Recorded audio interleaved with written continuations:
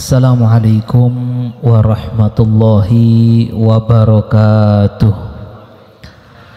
Alhamdulillah wassalatu wassalamu ala rasulillah Sayyidina Muhammad bin Abdullah wa ala alihi wa sahbihi wa man walah. Wala hawla wala quwwata illa billah. Rabbi shrahli sadri wa yassirli amri wahlul uqdatan min lisani yafqahu qawli. Amin. Yang saya hormati, saya muliakan para habaib sedoyo, para alim ulama, para kiai, para tokoh masyarakat, bapak kepala desa Jatisari, kepala desa Sentul, kalau ada yang hadir dari kepolisian sedoyo, daripada sesepuh, tidak lupa tuan rumah, mudah-mudahan tuan rumah Sohibul Bait Bapak Darmono. Mudah-mudahan Bapak Darmono sekeluarga diberikan kebahagiaan dan keberkahan hidupnya di dunia dan keselamatan dan kebahagiaan di akhirat. Sedaya hadirin hadirat ingkang dimulyakaken kalian Allah Subhanahu wa taala. Alhamdulillah. Kula kali panjenengan sedaya kempal teng majelis niki alhamdulillah. Wau Habib Ibrahim menjelaskan bahwa insya Allah yang seneng hadir majelis-majelis kados ngoten, dalam hadis disebutkan humul qaum alladzi la yashqa bihim jalisuhum, yang suka hadir di majelis seperti ini, siapapun yang duduk bareng melok insya Allah tidak akan celaka pada hari kiamat. Jangankan yang hadir lungguh di tengah, sing dodol-dodol niku. Lah ana sing dodol biasane nggih. Dodolan di majelis, tujuannya kudu pengajian, tujuannya dodolan nang pengajian, tujuannya dodolan, termasuk humul qaum alladzi la yashqa bihim jalisuhum, termasuk melok selamat, melok tidak bakal celaka. Sebagaimana kita ketahui hadis tersebut dikatakan dalam hadis tersebut, ketika Allah menjanjikan swarga, menjanjikan ampunan untuk orang yang duduk di majelis seperti ini, malaikat tanglet, ya Allah ini ada yang hadir tapi tujuannya lain, bukan kata teko pengajian. Dijawab oleh Gusti Allah, humul qaum alladzi la yashqa bihim jalisuhum. Tetapi tetap sebagaimana yang beliau jelaskan tadi, kita harus meluruskan niat. Urip niate kate lapo, niate kate golek ridhone Gusti Allah. Anaknya ada hadis gini, manil tamasa ridhollah bisa ahlan wa sahlan. Masya Allah, Gus Muji kangen sama beliau ini. Mudah-mudahan Gus Muhib sehat walafiat, panjang umur, amin ya robbal alamin. Dalam satu hadis dikatakan begini, manil tamasa ridhollah bisa khotin nas radhiyallahu anhu wa ardu anhun nas. Tirosi kanjeng Nabi, hadis riwayat Sayyidah Aisyah, tirosi kanjeng Nabi, barang siapa yang hidup di dunia ini niatnya, tujuannya itu mencari pados ridhone Gusti, pokok ridhone Gusti Allah, melok pengajian cek oleh ridhone Gusti Allah, ngelakoni ini biar dapat ridhonya Gusti Allah. Bisa khotinas, misalnya ono sing gak seneng, ada kan biasanya ngene nggih, sampeyan niat golek ridhone Gusti Allah, ada orang yang tidak senang dengan perbuatan sampeyan, maka bagaimana? Rek-rek siap nggih? Pak seneng nang aku, pak seneng nang aku, yang penting saya cari ridhonya Allah. Maka Nabi SAW menjelaskan radhiyallahu anhu wa ardu anhun nas, maka Allah ridho kepada dia dan Allah jadikan orang-orang pada akhirnya senang sama dia. Pada akhirnya kalau dia itu ridhone Allah, kalaupun dia baik sama tetangganya, apik mbek tonggone, bukan karena golek rai, tapi karena ambek Gusti Allah kongkon apik nang tonggo, dia apik ke tonggo. Lek bakti nang wong tuane loro, bukan karena berharap dapat sangu teko wong tuane, berharap warisan, tidak, dia bakti karena cari ridhonya Allah. Pokoknya ngelakoni nopo ridhone Allah Subhanahu wa ta'ala. Kalaupun dia ndak jahat sama orang, bukan karena apa? Karena kepingin ridhone Gusti Allah, pasti diridhoi Allah, dan lambat laun Allah akan jadikan orang-orang baik, orang-orang soleh senang sama dia. Tapi sebaliknya, wa manil tamasa ridhon nas bisa khotillah. Nah iki kate wayahe mari ngene akeh. Barang siapa yang mencari ridhonya manusia walaupun dengan cara yang dimurkai Gusti Allah, niate iku jadi senengi wong, jadi dukung wong, jadi dapat simpati dari orang lain.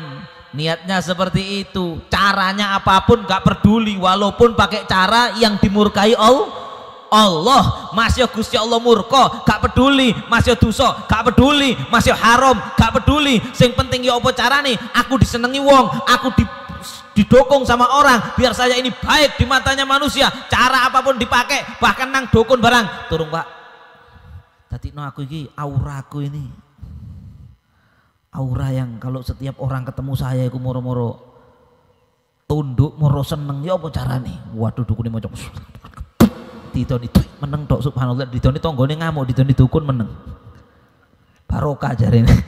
La haula wala quwata illa billah. Bahkan cara-cara yang dilarang Allah, yang dimurkai Allah ditempuh demi mendapat ridhonya manusia, maka Allah akan murka kepada dia, wa asqatu alaihin nas, dan Allah akan jadikan manusia pada akhirnya murka, dibenci Allah, dan orang yang dia cari simpatinya itu lama-lama akan benci sama dia.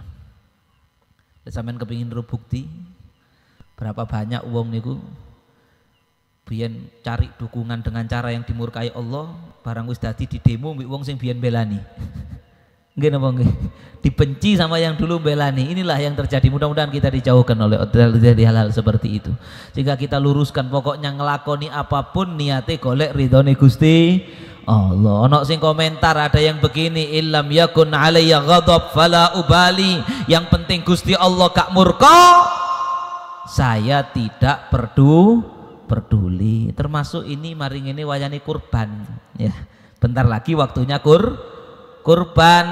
Akeh wong kurban itu tujuannya macam-macam nggih. Makanya Allah berfirman dalam Al-Qur'an, niatnya tadi ini bab niat, gara-gara Ibrahim ngomong bab niat nggih. Katakan dalam Al-Qur'an Allah berfirman layyanalallahu luhumuha wala dima'uha walakin yanaluhut taqwa minkum. Tirose Gusti Allah dalam masalah kurban, moniku kurban sapi, moniku kurban wedhus, maka Allah tidak menerima dagingnya, tidak menerima darahnya. Yang diterima oleh Allah bukan daging daripada kambing sampean, bukan daging daripada sapinya, walakin yanaluhu taqwa minkum, tapi yang diterima, yang dinilai oleh Allah adalah ketakwaan dari dalam hati kalian. Ketika menungso niku kurban tuku sapi pira regane? 20, tuku wedhus 3 juta misalnya ya, beli kambing 3 juta, bukan diterima daging kambingnya tetapi takwa minkum. Ketika wong niku doyan duit, nggih napa nggih? Manusia niku seneng duit apa gak seneng duit? Orang yang gak seneng duit itu cuma 2. 1 sing zuhud nemen niku zaman sakniki wis jarang. 2 gendeng. Wong gendeng temenan gak doyan duit. Selagi tidak gendeng dan tidak zuhud temenan doyan duit. Seneng duit itu sudah manusia. Zuyina linnas hubbu syahwat minan nisa wal banin wal qanatiril muqantarah minadz zahabi wal fiddah. Itu sudah fitrahnya manusia, seneng duit. Lek duit seneng gawe awake dhewe. Maka ketika dia punya uang 3 juta, lek melok nafsu kepingine gawe nglencer, kepingin gawe tuku iki, tapi karena berharap ridhone Allah, berharap ganjaran saking Allah, berharap surgane Gusti Allah, berharap fadilah kurban yang nanti kita jelaskan, maka dikeluarkan uangnya beli kambing atau beli sapi tadi gawe kurban. Ya Allah, terimalah ya Allah, ini adalah darimu, rezeki saking jenengan, saya korbankan untuk mendapat ridhomu. Niku ketakwaan itu yang diterima oleh Allah Subhanahu wa taala. Masih tuku sapi gedene sak piro? Ini sak truk regane 150 juta. Tapi kalau niatnya nggak beres, katanya Ibrahim tadi, kurbannya mang niatnya nggak beres, kurban niatnya gawe sombong-sombongan, gawe sangar-sangaran, gawe wong kampung cek ro iki lho aku kurban sapi gede sampai sapi ini kayak tulisan Al-Mukarram Al-Hajj Fulan ibn Fulan, kau bade tulisannya. Ono fotone sing kurban barang. Sapine dikalungi foto. Ben sapine ndingkluk ngene, sapa wong iki kudu diserutu kan sapine. Lapo fotone dicantolno nang aku.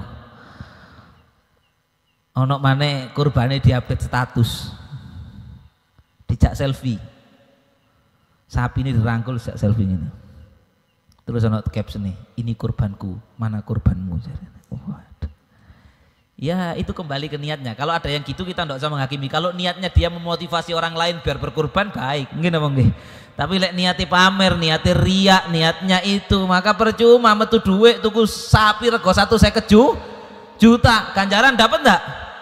Pahala dapat enggak? Kam min amalin yatasawwaru min amalil akhirah thumma yasiru ila amalid dunya bisu'in niyah. Seperti yang dijelaskan Habib Ibrahim tadi, berapa banyak amalan yang kelihatannya amalan akhirat, tekon jobo ketok-ketok iki amalan akhirat, ganjarane gede, korban sapi gede sak truk, waduh masya Allah, iku dagingnya dibagino sak jalinan sik durung entek misalnya nggih napa nggih, koyoke amal akhirat, ternyata begitu kek dibagekno dagingnya gak oleh ganjaran belas sing kurban. Kenapa? Bisuin niyah, niatnya gak beres, niate elek, niate cek wong ro, iku lho aku sing kurban. Atau niate sungkan ambek tonggo. Ono wong kurban niate sungkan ambek tonggo.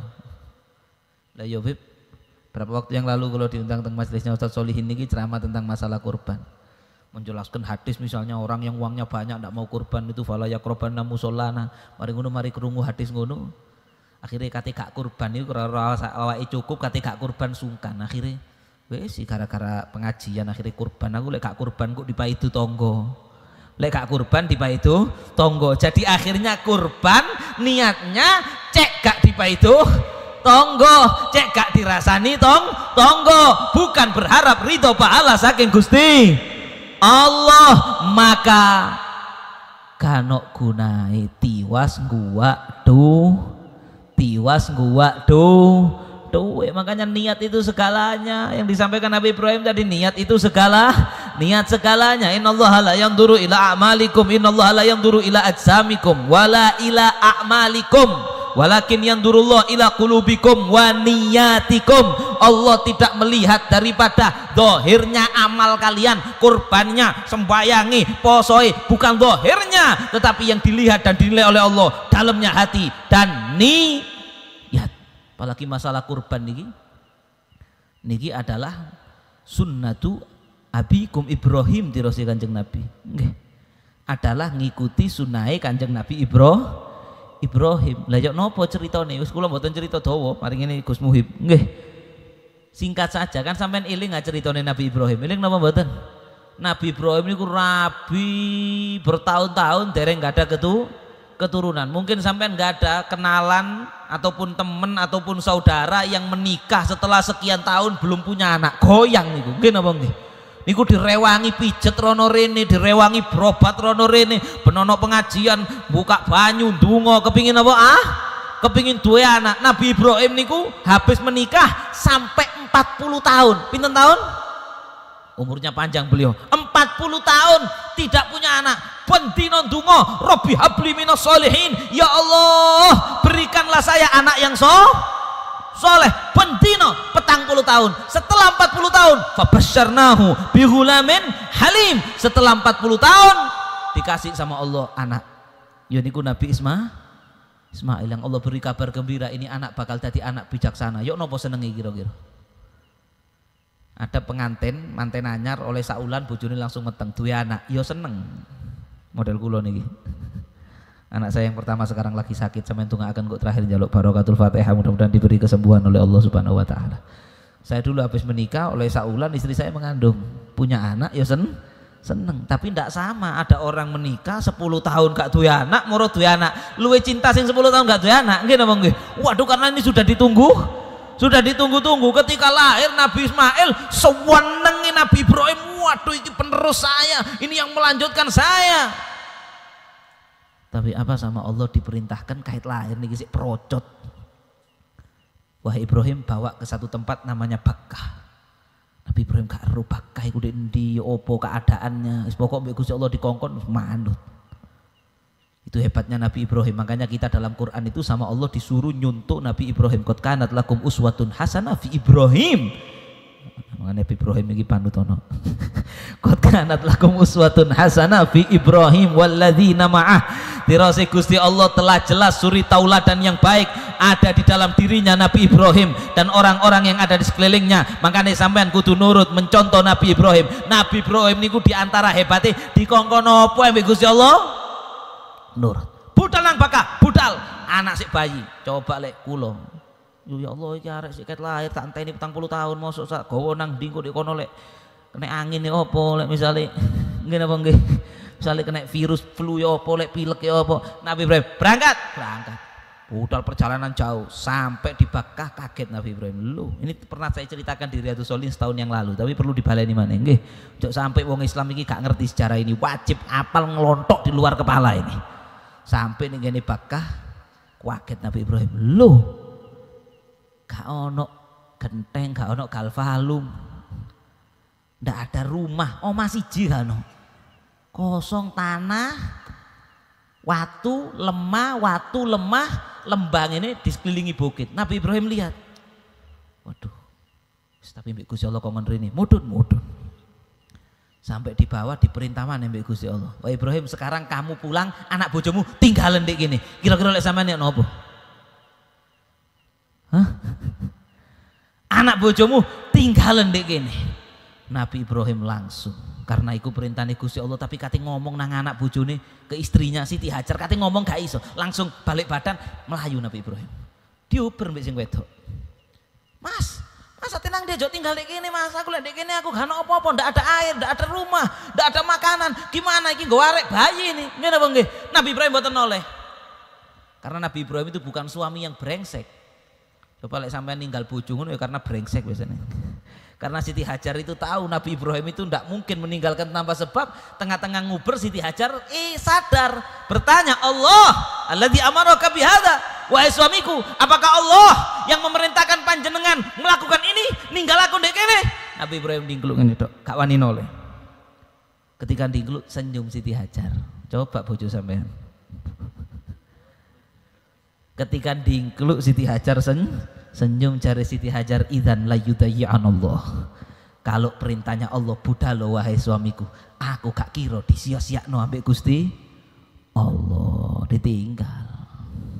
Coba sampean ninggal bojo sampean gak ninggali blonjo. Diwalik teman bojo sampean ngene apa nggih.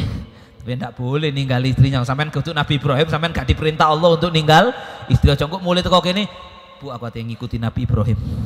Sampean tak konang Tegalan, tak tinggal di tengah Tegalan. Iku alasan tok, padahal wis gak kuat sampai bojone soalnya nyocot. Kate ditinggal di tengah Tegalan. Tambah dolim dosa mlebu neraka. Nggih, singkat cerita ditinggal, lek kula critakno detail ketahuan, intinya ditinggal sampai 16 tahun setelah peristiwa itu. Niku lak sampean semerap niku Siti Hajar niku yo nopo kehausan, Nabi Ismail kehausan nangis, akhirnya melayu toko Bukit Sofa Marwah. Makanya saiki jamaah haji wajib sa'i mengenang itu semuanya, keluar air Zam-Zam. 16 tahun setelah itu Nabi Ibrahim baru diizinkan tinggal bareng sama putranya. Pas umur 16 so seger-segere ganteng-gantengnya Nabi Ismail. Falamma balagha mahus saya qala ya bunayya inni ara fil manami anni atsbahuka fanzur madza tara qala ya abatif al ma tu'mar satajiduni insyaallah minas sabirin. Ketika Nabi Ismail mulai bisa ngerewangi bapaknya kerja, bapak lek anak lanang mulai iso ngerewangi kerja, seneng nggih napa nggih? Oh anakku mulai iso ngerewangi rek, seneng napa mboten? Dan kerjane niku duduk bobot. Nabi Ibrahim pekerjaan apa yang dimaksud falamma balagha ma'ahu saya? Pekerjaan dalam urusan bina'il Ka'bah, bangun Ka'bah. Nabi Ibrahim diperintahkan apa? Bangun Ka'bah. Allah memerintahkan Nabi Ibrahim bangun Ka'bah, direwangi Nabi Ismail. Niku waktu bangun Ka'bah niku ndelok Nabi Ismail niku cak-cek gak kelewas-kelewes nggih napa nggih? Ngerewangi cak-cek luar biasa. Nabi Ibrahim seneng bunga, ya Allah anakku, putraku wis 16 tahun gak tinggal bareng, biyen bayi tak tinggal, aku lek njaluk nang Gusti Allah ngenteni pengen duwe anak iki 40. Barang Ka'bah dadi Nabi Ibrahim tilem mimpi. Niki sampean wis krungu bolak-balik wis tak jaran wis niki nggih napa nggih, tapi biru itu takdir. Ngimpi Nabi Ibrahim ngimpi mbele Nabi Ismail. Ru'yatul anbiya wahyu. Mimpine para nabi niku wahyu. Lek sampean ojo engko mimpi rabi maneh, menene rabi maneh. Sing wedok ngamuk aku oleh isyarat. engko ana mimpi leren kerja temenan oleh isyarat durung karuan mimpi santean kadang-kadang teko setan. Lek nabi niku mimpinya mesti wahyu. Maka Nabi Ibrahim mimpi diperintahkan menyembelih Nabi Ismail. Bayangno kira-kira yo nopo. Kula yakin lek wong jalinan wong lawang gak kira kuat nglakoni. Nggih napa nggih? Ngenteni 40 tahun barang ngono gonang tempat kosong, waduh ditinggal 16 tahun, kemudian si kait seneng-senengi kait ketok tinggal bareng kongkon beleh. Ngomong nang Nabi Ismail, ya apa nak mbek Gusti Allah kongkon beleh, aku mimpi beleh awakmu. Nabi Ismail paham, ya abati if'al ma tu'mar. Wahai ayah, wis balik aja diperintahne Gusti Allah, wis lakonono kate ya apa lah wong awak iki hambae Gusti Allah. Satajiduni insyaallah minas sabirin, aku sabar gak apa-apa. Coba arek zaman sakniki kok dibeli kok tuku gula ngamuk-ngamuk nggih napa nggih nggih napa nggih.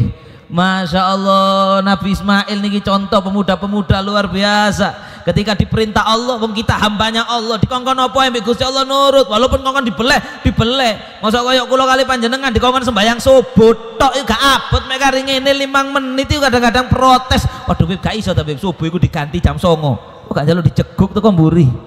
Wong diperintah sembahyang subuh, poso Ramadan, zakat, enteng-enteng perintah nih. Sik banggel bacot aja nih, nggih napa nggih. Lihat apa yang diperintahkan oleh Allah. Jadi Nabi Ismail, aku sabar. Budal. Berangkat ke tempat yang sekarang jadi tempat lempar jumrohnya jamaah haji nih. Budal. Kata dibeli kan Nabi Ibrahim dikudo. Nggih. Coba anak saniki mungkin Nabi Ibrahim dikudo langsung aja. Nabi Ibrahim digoda. Wah Ibrahim. Gak lek sepisan kon gak nurut Allah, gak kira ngamuk, kon lak wis nurut akeh ya. Ini banyak setan bisi kayak gitu. Kamu kan sudah nurut banyak kan? Mulai biyen dikongkoni apa mbek Gusti Allah wis iya tok. Lahir gawe nang kene kon tinggal sudah nurut, pisan iki gak nurut, gak lek diamuk. Gak lek Allah murka, gak lek dilebokno neraka. Wong kamu itu khalilullah, kamu itu khalilnya Allah, sangat istimewa di mata Allah. Coba kula dikonokno.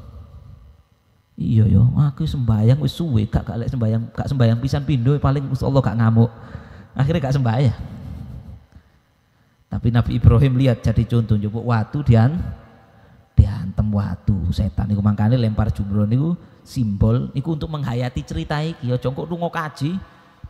Kayak kerikil cilik gak gelem ada njaluk watu gede. Kenapa cek kupapok setane? Bukan begitu maksudnya. Bukan begitu, itu simbolik saja ya. Itu adalah simbolik yang mana mulai haji biar nanti bagaimana melawan dan ngerti bisikan-bisikan setan. Nabi Ibrahim sadar iki kepingin nyelakakno aku, gak ono. Masih aku ngelakoni perintah Gusti Allah, akeh lek ngelanggar siji bisa jadi gara-gara yang satu itu saya dimasukkan neraka oleh Allah Subhanahu wa taala, diantem watu. Gak berhasil Nabi Ibrahim, Siti Hajar dikudo. Ada beberapa riwayat masalah urutannya ini berbeda, gak ada masalah. Siti Hajar dikudo. Hajar, kamu itu dulu sudah dibawa ke sini, nggawa anak bayi melayu-melayu keluwen, haus, ditinggal. Saiki kok enak, suamimu dateng, anakmu wis kon gedhekno diwian soro-soro. Sekarang suamimu dateng kate dibel. Beliau oleh, kamu jangan mau. Siti Hajar njupuk watu. Pergi kamu yang terlaknat. Makanya jumroh itu jamaratnya ada 3. Nggih. Terakhir Nabi Ismail dikudo, kamu kan masih muda. Lah kok enak kok gak bapakmu ae sing dibeli. Coba anak saya iki ngono, iya Pak beleh sampai anake Pak, masa depan saya masih panjang gitu Bang. Masa depan saya masih panjang. Dan yang terakhir ini bisikan yang paling luar biasa, dibisiki mereka apa dengan iblis. Wah Ismail, mosok sih Tuhanmu kejem ngongkon bapak beleh anak kok kejem enggak masuk akal. Tapi hebat Nabi Ibrahim ini kalau diperintah Allah akali deh kayak gini. Kenapa? Dikarenakan Nabi Ibrahim dulu itu pernah ditanya sama orang kafir, gimana caranya Allah menghidupkan sesuatu yang sudah mati. Ono barang wis mati urip maneh, dipikir rembik akal mbek Nabi Ibrahim. Dipikir mulek-mulek gak ketemu. Jane gak iso, wong wis mati saiki. Mati dikubur mlebu kuburan, ginjele bosok, jantungnya bosok, lambungnya bosok, mari ngono wis rusak kabeh organ tubuhnya, kok iso urip maneh? Ya apa? Dipikir secara logika, mulek-mulek gak ketemu. Gak iso jawab Nabi Ibrahim. Akhirnya ngomong kepada Allah, "Rabbi arini kaifa tuhyil mauta." Ya Allah, tunjukkan kepada saya bagaimana caranya panjenengan menghidupkan sesuatu yang sudah mati. Cari Gusti Allah, awalam tu'min? Loh kon gak percaya ta Ibrahim kalau saya menghidupkan yang sudah mati? Kalau bala, jadi Nabi percaya ya Allah. Walakin lihat ma'inna kolbi, cuma cemar matiku. Kalau kepingin semerap, ya apa carane? Karena tak puter-puter kate akal. Tidak bisa. Jadi Gusti Allah, oke, fakhud arba'atan minat thair. Oke Pak Ibrahim, kamu ngambil 4 burung. Ini kalau di tafsir ono jenenge burung iku lo lali. Mungkin saiki emprit, doro, apa mana sih jenenge?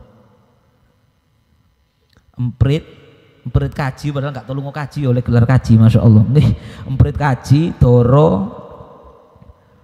apa? Murai, larang deh. Murai, lovebird, nggih wis 4 burung jenis yang berbeda, bulunya warnanya beda, ukurannya beda. Fasurhuna ilaika. Ini Quran diperintahkan sama Allah, sembelih, dibeleh manuk papat Bang. Sret. Sudah disembelih, mati, dicincang, diketok cilik-cilik. Wes diketok cilik-cilik, disuruh masukkan satu wadah, dideplok. Dicampur. Secara logika iso urip maneh enggak? Dadi adonan. 4 burung tadi jadi adonan. Oke Pak Ibrahim, sudah jadi adonan. Sekarang bagi 4. 1 2 3 4. Tsumma ja'al ala kulli jabalin minhunna juz'an.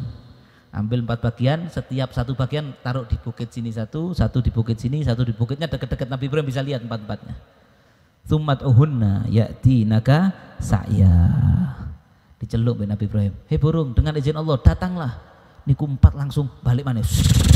Bulunya niku terurai kembali ke ini yang punyanya burung pertama. Iki sing tak emprit kaji, iki sing tak lovebird, iki sing tak murai, kemudian kembali seret dalam waktu detikan tok urip maneh nih benang Nabi Ibrahim pamati. Langsung Nabi Ibrahim mengatakan, oh anjene akal iki kan opo-opone tibae, kuasanya Allah luar biasa. Makanya ketika diperintah menyembelih Nabi Ismail, Nabi Ibrahim sudah nggak tanya pakai akal lagi. Singkat cerita, waktu dibeleh merem gak teko, yo hancur hatinya Nabi Ibrahim, merem ngene Nabi Ibrahim. Diketno sret cor metu getene, kira-kira lek sakniki yo lemes ngono nggih napa nggih. Barang wis lemes, anakku mati. Krungu suara Allahu Akbar, Allahu Akbar, Allahu Akbar. Nah, iku takbiran. La ilaha. Loh, suaranya anakku. Tak boleh kok iso. Takbir, melek. Dilihat itu adalah kambing Nabi Ismail. Yang enggak mungkin Allah memerintahkan ayah membunuh anaknya sendiri. Jelas nggih? Sampean gak usah, aku lebih pengin itibak Nabi Ibrahim, gak duit tuku wedhus anakku tak boleh, gak boleh. Ditangkap Pak Hubah dan mlebu neraka sampean. Nggih. Nauzubillahi min dzalik. Maka waktu itu diganti kambing. Lah bayangno Nabi Ibrahim kongkon ngorbano anak kayak gitu sama Allah itu dengan ringan. Yo berat tapi dilakoni. Ana uwong duwike akeh kongkon kurban wedhus itu kuareng lah gak main. Nggih napa nggih. Saldone 50 juta, duwike nek nisore bantal iku puluhan juta. Wayane kurban tuku areng ngenteni bagian daging, tidak beli tidak beli hewan kurban. Gak mbois babar blas. Di mana-mana kampung, yang kalau di kampung itu pas ya haji ndi akeh wong beleh, di masjid akeh belehan, di omah-omah orang beleh, barokah kampungnya. Tapi lek sampean mlebu kampung, kurbane sak kampung loro. Berarti kampung itu kurang barokah. Lho Beb gak mampu, gak kira sing mampu sak kampung mek loro. Nggih napa nggih? Bagi yang tidak mampu ndak usah maksa. Sing mboten mampu ndak usah maksa. Beb kula kepengin korban tapi ya napa Beb? Duit kari 50.000. Wis gak usah. Kemarin saya bilang di Masjid Susin, kegemen duit 50.000 Mang. Nah iki bab niat maneh. Kegemen duit 50 Mang. Kari 50 tok iki duit. Ya Allah. Seandainya iki 5 juta tak tukokno wedhus tak gawe korban, wis cukup. Maka sampean oleh ganjarane kurban karena niat kurban. Allah tahu lek anjene betul-betul dari hati niku niat diganjar mbek Gusti Allah koyok sampean kurban. Tapi ojo sampean duit 100 juta nganggur terus nyekel duit 50.000 ngene njaluk dibeguk teko mburi. Duit 100 juta nganggur gak dikei apa-apa, wayane kurban gak gelem kurban, penutup man wajada sa'atan walam yudhi fala yaqrabanna musallana. Tirose Kanjeng Nabi, siapa yang punya rezeki lebih, duit tura-tura gak kegawe, cukup gawe kurban, kok pas yo haji gak gelem kurban, cari Kanjeng Nabi sing model-model begitu jangan dekat-dekat tempat sholat kami. Kanjeng Nabi gak seneng cedek-cedek, kuatir engko padang mahsyar sampean gak boten saged dekat sama Rasulullah sallallahu alaihi wasallam. Pun insyaallah sing mampu-mampu bersiap, sing wis tuku hewan, sing wis tuku apa sing wis duwe alhamdulillah, yang belum punya ayo mulai mencari, yang uangnya ngepres gak cukup tidak usah memaksakan diri cukup niat ambek tuku areng gak apa-apa, sing duwe akeh kurban insyaallah diridhoi Allah sedaya, amin ya rabbal alamin. Ini yang bisa saya sampaikan. Ada kekurangan, ada kesalahan, saya mohon maaf yang sebesar-besarnya lan kula nyuwun pangapunten ingkang agung khususnya pada Habib Romzi, Habib Ibrahim, Gus Muhib. Ya Allah kangen kula kali beliau, tapi karena biasa kula niki yo nopo lalian nyatet jadwal, saya sekarang harus ke tempat lain lagi. Jadi kula pamit insyaallah mboten mengurangi kehusuan sampean ngaji kepada Kiai Muhibullah insyaallah, amin ya rabbal alamin. Hadza wal afu minkum, wassalamu alaikum warahmatullahi wabarakatuh.